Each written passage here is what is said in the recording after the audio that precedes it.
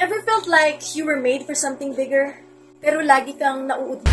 You plan, you dream, pero laging may takot, doubt, o dahilan kung bakit next time na lang.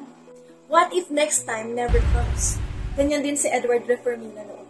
Isa siyang musician at OFW, pero pag uwi niya, walang stable income, nagkautang, at halos mawala ng pag-asa. Sinubukan niya ang online business.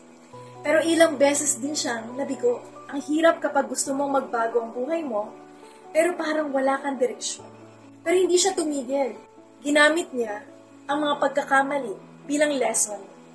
Hindi dahilan para sumuko.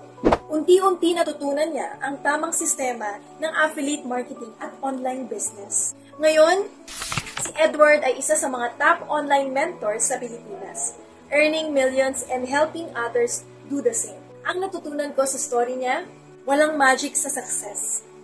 Meron lang desisyon to keep going kahit mahirap. Kaya kung ikaw, pagod ka na sa cycle ng doubts at bukas na lang, remember this: God can turn your small step into something big. If you just start. Ako mismo, nagsimula rin naman sa maliit. Step by step hanggang sa makita ko ang pagbabago. If you want to learn how to start your own journey, message me. Hindi ito about getting rich fast, ha? It's about building your freedom, slowly but surely.